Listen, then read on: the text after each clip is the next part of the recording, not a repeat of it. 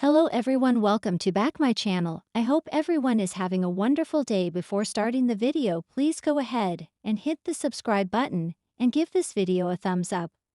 The bold and the beautiful recap for Friday, April 25, 2025 is finally here. In today's episode, Katie Logan, Heather Tom, Freeze Brooke Logan, Catherine Kelly Lang, Ridge Forrester, Thorsten K. gets a surprise on the runway. Plus, Taylor Hayes, Rebecca Budig, shows up just in time to see Ridge Forrester, Thorsten K. on the runway with bridal Brooke. The episode begins with various models strutting down the runway. At least they are wearing actual dresses rather than what some designers try to pass off as fashion. Steffi Forrester Finnegan, Jacqueline Missinswood, Ivy Forrester, Ashley Brewer, and Carter Walton, Lawrence St. Victor, are looking at the monitors. Steffi and Ivy rush off, leaving Carter alone. Ridge approaches and watches the monitors with Carter. Donna Logan, Jennifer Garise, and Eric Forrester, John McCook, talk about the secret. Katie assures them that Ridge has no idea. Eric says that Ridge needs to remember who he is with Brooke. Donna says that Brooke is ready and nothing is going to stop her from getting on that stage. Brooke is banging on the door as Taylor just stands there. Taylor says, "Well, it's gotta open somehow." "Well, gee Taylor, why don't you take a crack at it?" Then Brooke asks for Taylor's phone, but she didn't bring it. Brooke says her rival has no place at Forrester Creations. As the models line up to enter the stage, Daphne Rose, Muriel Hilaire, sprays them with perfume. Daphne is announced as the perfumer that everyone smells. A model fake sniffs the air as she struts away. Backstage, Daphne comments that this is more exciting than she imagined. Steffi brings up the showstopper to Daphne and Zen de Forrester Dominguez, Delon de Metz. Donna gives a knowing smile. Taylor and Brooke are still bickering. Brooke eventually goes back to bickering before saying, "Before it's too late." Taylor bites her lip. Eric and Zend are gushing at the monitors. Zend compliments Eric's designs. The patriarch brings up the deadly secret that was kept all those months ago. Zend did it for the family, even though it was hard. Zend exits before making a joke about Eric partying hard. When Zenda leaves, Will Spencer, Crew Morrow, and Electra Forrester, Linnea Grace, approach Eric. He's looking for Brooke. Have they seen her? They haven't, but offer to help him look. Meanwhile, Steffi rushes to Ridge asking about her mom. Ridge assumes she's watching the show. Brooke is still banging on the door. Taylor leans back casually and smiles. Taylor says everyone is busy. They come once Ridge realizes she's missing, then they will find Brooke too. They continue bickering. Taylor claims she didn't do it on purpose. Taylor adds that Brooke betrayed Ridge when she took the CEO job. Brooke notices the monitor in the room and realizes she's supposed to be up next. Walking down a hallway, Katie, Will, and Electra hear Brooke's cries for help. Brooke tells Katie through the door that Taylor locked her in there. Taylor looks slightly panicked. Charlie Weber, Dick Christie, shows up and fumbles looking for the keys. Katie opens the door, pulls Brooke out, and they rush off. Taylor is left standing in the room. Ridge and Eric are bickering about the showstopper. They think Brooke is still missing. Katie quietly motions Eric over while Ridge takes the stage. In a room, Donna, Katie, and Eric help Brooke get ready. She's wearing a wedding dress and Eric pushes her out the door to get on stage. As Ridge is cutting the event short, Brooke shows up wearing that wedding dress. The audience boos and ahs. Saxophone music plays as Eric narrates the story of Bridge. Ridge starts grinning. The audience claps as Brooke slowly walks down the runway. When Brooke motions to Ridge, he runs up and grabs her hand. Then the two bow to the audience. Suddenly, Taylor appears and looks distraught, watching Bridge on the runway. Steffi shows up behind Taylor with an equally distraught look on her face. Opening scene, Danger in the Dark. The episode opened with Katie Logan in the dim basement of the Spencer estate, her hands bound, her voice hoarse from yelling for help. The faint sound of dripping water and distant thunder echoed through the stone walls. She had been missing for days, last seen leaving Forrester Creations with a mysterious text in hand. As the camera panned in on her terrified face, Katie whispered, "Someone. Anyone. Please." Suddenly, footsteps echoed on the stairs. Katie's eyes widened in panic until a familiar silhouette emerged. Carter Walton. He descended quickly, flashlight in one hand, crowbar in the other. "Katie," he shouted. Katie's face crumpled with relief. "Carter. How did you?" "I followed a hunch," he said, breathless. "And I think your kidnapper's closer to home than we thought." As Carter freed her from the ropes, Katie revealed the chilling truth. She had been lured to a secret meeting by someone using Bill's private number. The rescue and a shocking clue. Carter carried Katie out into the rain, where Lieutenant Baker and a couple of officers were already on site. Flashing red and blue lights bathed the scene as paramedics checked Katie's vitals. "I'm okay," she insisted. "Just tired and angry." Baker asked who she thought had done this. Katie hesitated.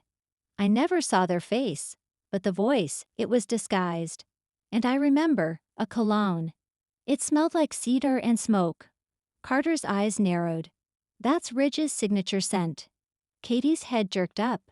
No, it couldn't be Ridge, could it? At Forrester Creations, the bridal spectacle begins. Meanwhile, Brooke Logan was twirling in a blush-colored bridal robe, surrounded by racks of vintage-inspired wedding gowns. Her wedding to Ridge, for the third time in 5 years, was now a fashion event. She had insisted on modeling pieces from the new Forever Brooke collection, a line dedicated to timeless romance and second chances. Hope, glowing but distracted, helped her mother zip up a satin gown. "I feel like I've done this 100 times, Brooke joked. "And yet, it never gets old." Hope smiled weakly. "That's because you believe in love, even when the rest of us are too tired to." Brooke looked concerned. "Is this about Thomas?" Hope hesitated. "It's about everything. But let's focus on you today, Mom." The doors to the showroom opened, revealing Steffi, looking stunning in a tailored white pantsuit. She clapped her hands. Let the show begin. As music swelled and lights dimmed, the runway lit up. Models strutted out in flowing lace, soft satins, and romantic tulle. But then halfway through, the lights flickered, then cut out completely, gasps echoed. A spotlight flickered on, highlighting not a model, but Taylor Hayes. Taylor's sudden discovery. Taylor stepped into the runway spotlight holding a leather-bound journal in her hands. "Sorry to interrupt," she said, her voice calm but stern. "But I couldn't keep this to myself anymore." Steffi rushed to the stage. "Mom, what are you doing?" Taylor raised the journal. "I found this in Ridge's study at the Cliff House. It's not his. It's mine, from years ago. And someone's been writing in it." The room fell silent. Brooke stepped forward. "What are you saying?" Taylor opened the journal to a recent entry and read aloud. "If she marries him again, I will burn everything down. She doesn't deserve him, she never did." Brooke gasped. Hope clutched her arm. Carter, having just arrived with Katie, stepped forward. "That handwriting," Katie said softly. "It matches the writing on the ransom note I saw." All eyes turned to the journal in Taylor's hands. Steffi looked shaken. "You're not suggesting one of us?" Taylor's eyes darted to the back of the room, where Thomas Forrester stood, his arms crossed, expression unreadable. At the Cliff House, secrets unspooling. The scene cut to the Cliff House, where Finn was examining security footage from a hidden camera he had installed weeks ago, after Sheila's most recent escape. On the screen, grainy footage showed a figure slipping into the house late at night, heading straight for Ridge's office. Finn paused the video. The figure wore a hood, but the gait was familiar. Too familiar. "No," Finn muttered. "It can't be her." He picked up his phone and dialed.